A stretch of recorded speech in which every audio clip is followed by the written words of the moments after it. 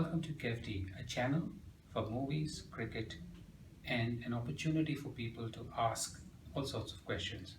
We'll move on to my first segment known as My Burning Question. My burning question for KFD is, what is one area Team India and Team Australia need to focus on for the decider in Brisbane? Thank you, Scarlett. That's an excellent question. For starters, both teams can improve on their catching. As you've seen in both matches, the team that has dropped more catches has landed up losing the test match. When it comes to Team India, I think they can work on their field placements. They need to tighten up their field placements and have someone at forward short leg and at silly mid off and put pressure on a new batsman so they don't get off strike. And for Team Australia, I think they can improve their opening partnership and get about 70 to 80 runs, and then they can build on that. I hope that answers your question. Thank you. My second segment is called In Conversation with KFD. Thank you for being on the show. Thank you, Kevin. Thank you. How are you? I'm great, thank you. It's great to be in Myers Park. We're discussing cricket here, and the fourth test match is starting tomorrow. So we will be doing a recap, and I would like to say how well the series has panned out so far. From the point of being a completely one-sided match, which was the first match, which India lost big time, and we made a world record of the lowest score ever, which is 36. And then we gave a comeback in the second test match, wherein without our best batsman, Virat Kohli, managed to pull it off. We won the match by 8 wickets.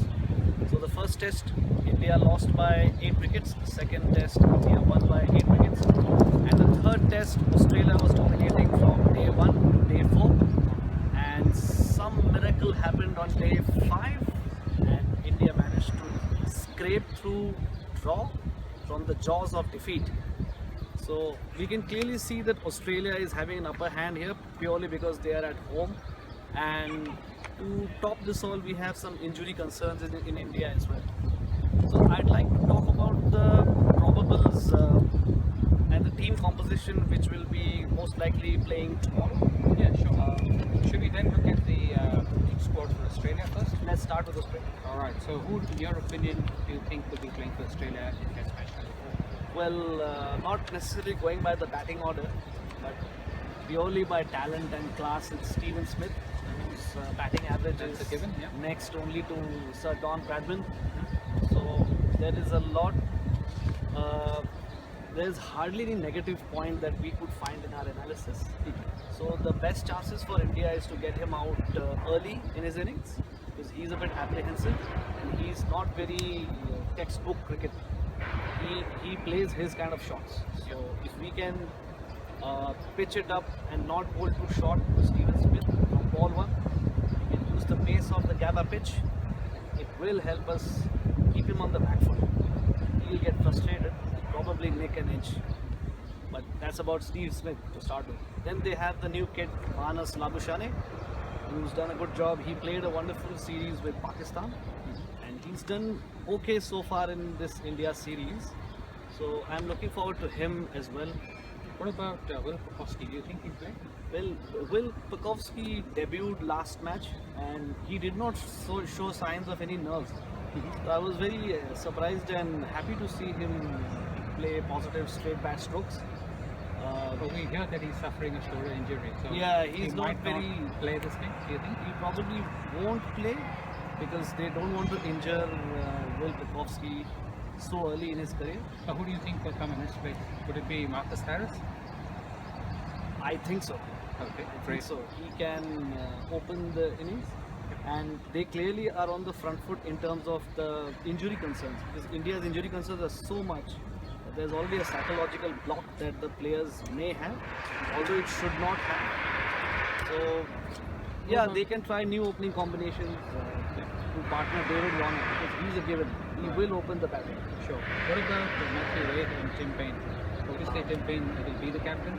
Tim Payne went through a lot in the last match. You know, he got a lot of flack for his verbal antics, but he's a good player.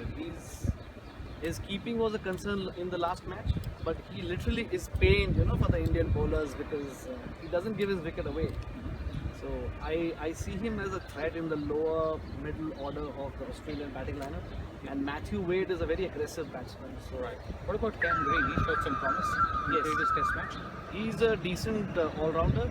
So I suppose they will be going with him purely based on his experience with India during the series. Okay. And then moving on to the bowlers, I guess Stark, Hazelwood, Nathan Lyon, and Pat Josh. Cummins is always going to be there. Do you see anybody else getting an opportunity? in Josh that space? Hazelwood, did you say that? Yeah, Josh Hazelwood. Yeah. They are the key players in terms of the bowling for Australia. Yeah. And India batsmen are pretty used to them, you know. So it's nothing new for the Indian batsmen to face these bowlers. So I we're guess looking they'll look for the same line and length, pitch it slightly above good length, and wicket to wicket, I would imagine. Yeah. Absolutely. And not let the Indian batsmen leave the balls, you know, because that's what they did in the third test match. The bouncers were easily evaded. Yeah. They can sharp, Attack the wicket, yeah. focus the bouncer straight hitting on the body. That'll really help Australia. Okay, and then moving on to the Indian team, who do you think? As you know, this team is completely battered and bruised and pretty much depleted. So who do you As think many will be as there? 8 players are injured in the Indian cricket team. This is so I've been following cricket for around 20 years now, and I've never seen such a depleted Indian attack. So we have a very fresh bowling attack now in terms of Siraj, Mohammad Siraj, who's taken wickets, who's showed promise. Then we have Navdeep Saini, who clocks 150 kilometers per hour. So that's a big promise for us. Although I think he's a bit predictable. So if he can move the ball away from those batsmen who are really good playing the short stuff, it will create doubt in the mind of the batsman. He's a bit wayward as well. He gives all the Yeah. he needs to be more disciplined. He did take wickets in the He did, contest. he did, yeah. That is a plus That's a for plus. him. Who else do you think can fill up the pace bowling? Well, I really saw promise in Natarajan, the left arm fast bowler. yeah. And I was watching his first class footage last night, and he has the ball swinging both the ways. That's a big advantage. And he's a left armer. That's another big advantage. And the Australians haven't faced him at all in the test matches. So I believe we should go ahead with him, bearing the fact that he doesn't have much experience and it's only the T20 matches that he's played. I believe we should give him a chance, purely because of the surprise element that he'll bring in the bowling. And coming to Ashwin, the best bowler of spin bowling for India currently, I just hope he's not injured because he had a back injury. Yes, his wife he tweeted, and I'm sure you all know that Bajaj has shown his play before the 5th grade, third test, where he actually played one of the best knocks. Even better than scoring 100. Yeah, that's the beauty of test cricket. It's not about hitting the ball out of the park. It's about showing resilience, courage, determination, not giving up. Okay. And what about Rishabh Pant? Do you think they will continue to play him as a batsman? Yes, Rishabh Pant has an elbow injury, and he pretty much struggled as a wicketkeeper. But I still see him as a team purely because of the aggression that he brings in the batting order. I would look forward to see how does Jinx or Ajinkya Rahane use him. Will it be always up the order if we are chasing? Or sometimes I think the ball down. I think he is more comfortable with the older ball. He's not swinging. That's right. And what about Max Prithvi Shaw? Do you think they'll get an opportunity at all? We don't have much option, Kevin. We don't have much option.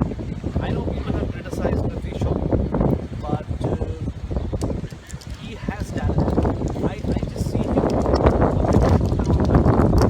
was taller than people have hit him with the ball.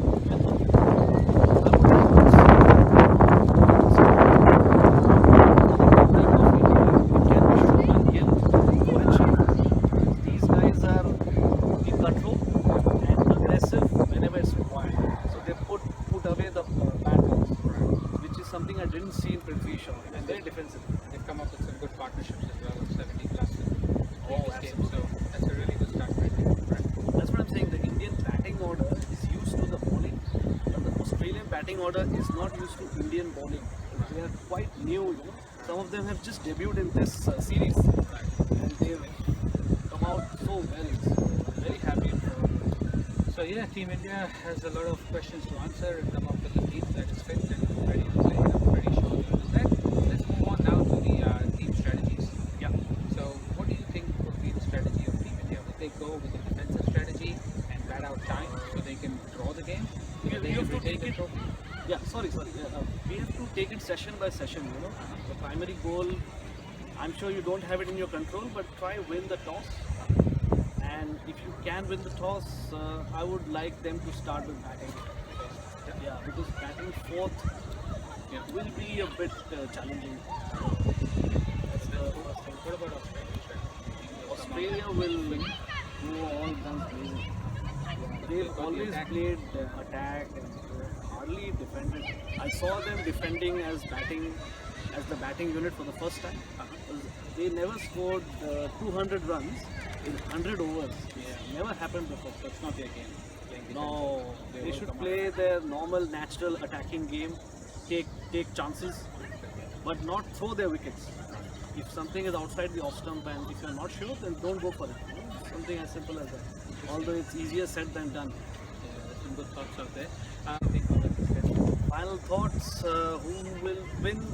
Well, on paper, it's Australia all the way, purely because of injuries, and it's almost the India A team playing the Australian international team.